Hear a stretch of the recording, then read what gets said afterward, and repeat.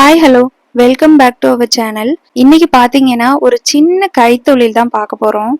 இது வந்து பாத்தீங்கன்னா ஒரு குடிசை தொழில் அப்படின்னு கூட சொல்லலாம். எந்த நாளும் வேலை இருக்கும். நம்ம வீட்லயே வெயில்ல எங்கேயும் அலையாம நம்ம வீட்டுக்குள்ள உட்காந்து ஃப்ரீ டைம் கிடைக்கும் போது அந்த டைமை யூஸ் பண்ணாலே போதும், நாம நம்மளோட கையில காசு பார்க்கலாம். இந்த மாதிரி வேலை வந்து பண்றது ரொம்ப ஒன்றும் தரக்குறைவு கிடையாது. ஸோ வீட்ல சும்மா இல்லாம ஏதாவது ஒரு வேலை செய்யறது வந்து ரொம்ப நல்ல விஷயம் அப்படின்னு தான் நான் சொல்லுவேன். அதுக்கு பார்த்தீங்கன்னா இந்த மாதிரி மெட்டீரியல்ஸ் வந்து கொடுத்துருவாங்க. உள்ளன் நூல், அதுக்கப்புறம் பீட்ஸுங்கெல்லாம் கொஞ்சம் கொடுப்பாங்க. அது கூடவே பார்த்தீங்கன்னா ஒரு டாலர் மாதிரி வந்துடும். இந்த டாலர் வந்து ஓம் அப்படின்னு சொல்லிட்டு எழுதியிருக்கும் இல்லையா, அந்த மாதிரி ஒரு குட்டி டாலர் தான். இது ஒரு பிரேஸ்லெட் டைப்பில் வந்து நம்ம பண்ணுற ஒரு கயிறு தான் நம்ம வந்து பண்ண போகிறோம். இந்த கயிறுக்கு பார்த்தீங்கன்னா தேவையான மெட்டீரியல்ஸ்னால் இது மட்டும்தான். இதை வந்து நம்ம எண்ணிக்கையில் கோர்க்கணும். மாடலுக்கு அவங்களே வந்து கொடுத்துருவாங்க. அதை வந்து எப்படி கோர்த்துருக்காங்களோ அதே மாதிரி நம்ம கோர்க்கணும். கோர்க்கறதுக்கு பார்த்தீங்கன்னா உள்ள நூலும் இது மாதிரி கட்டிங்ஸ் கொடுத்துருவாங்க. அதுலேருந்து ரெண்டு ரெண்டாக எடுத்து நம்ம வந்து அவங்க கொடுத்த மாடல் என்ன மாடலோ, இந்த பார்த்தீங்கன்னா இந்த மாடல் தான் அவங்க கொடுத்துருக்காங்க.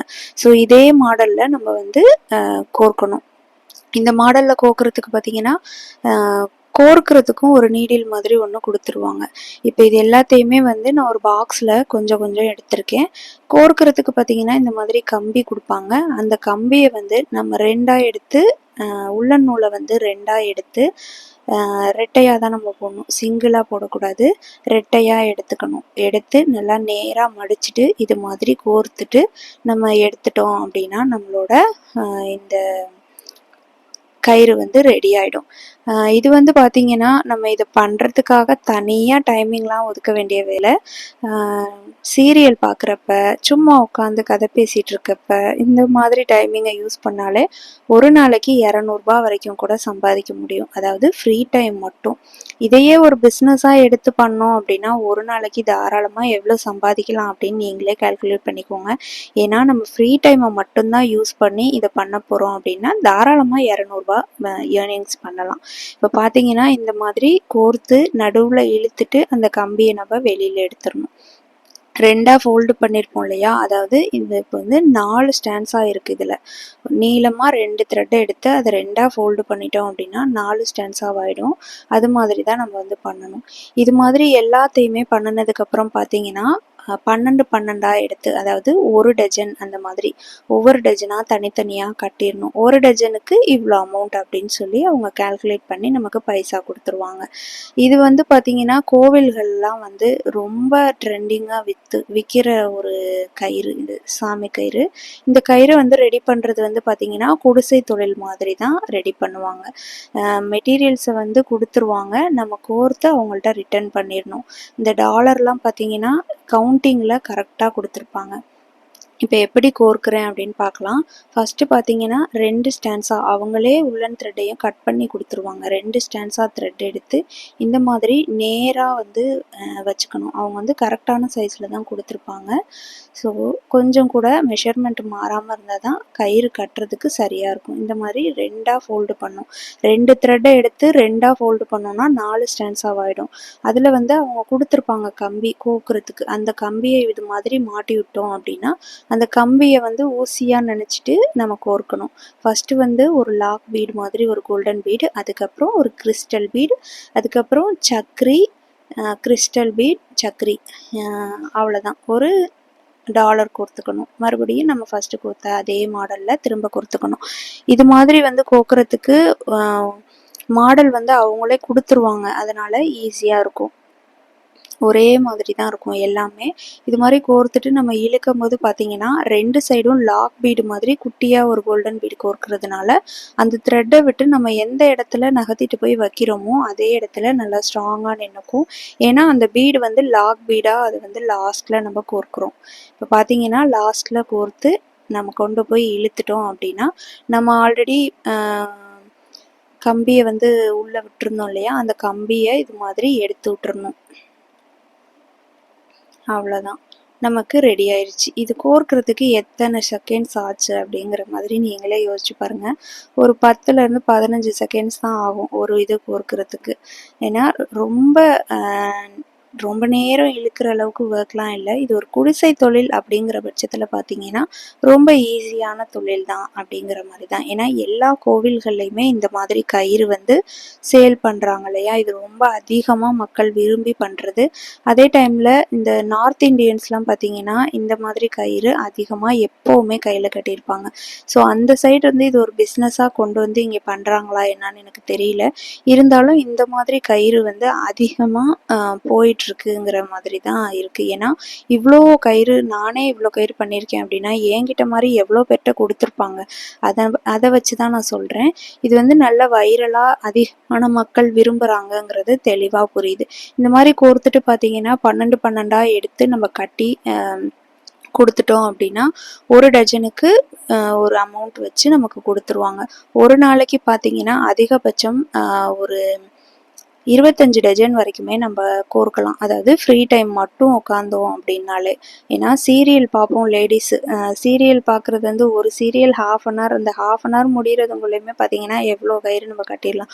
ஒரு 2 ஹவர்ஸ் ஸ்பெண்ட் பண்ணோம் அப்படின்னாலே நம்ம தாராளமாக அதிகமான அமௌண்ட் வந்து நம்மளால் ஏர்னிங்ஸ் வந்து பார்க்க முடியும். இந்த மாதிரி ஈஸியான ஒரு கைத்தொழில் மூலமாக. கைத்தொழில் பார்த்தீங்கன்னா கண்டிப்பாக எல்லாருமே ஒரு கைத்தொழில் கற்று வச்சுக்கணும், நம்ம பண்ணணும். இது வந்து வெளியில் போய் சம்பாதிக்கிறத விட வீட்டிலையே உட்காந்து பண்ணுற மாதிரி தொழில் அப்படிங்கிறதுனால தாராளமாக பெண்கள் கூட எடுத்து பண்ணலாம்.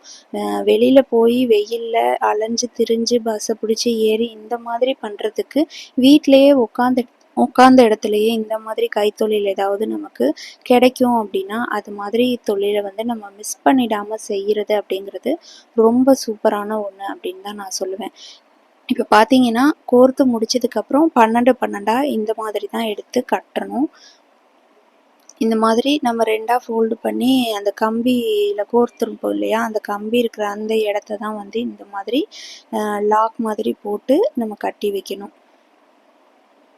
ஏன்னா அவங்க சொன்னது வந்து இப்படி தான் கட்டணும் அப்படின்னு சொன்னாங்க. ஸோ அதே மாதிரி கட்டிட்டோம் அப்படின்னா நமக்கு வந்து வேலை முடிஞ்சிச்சு.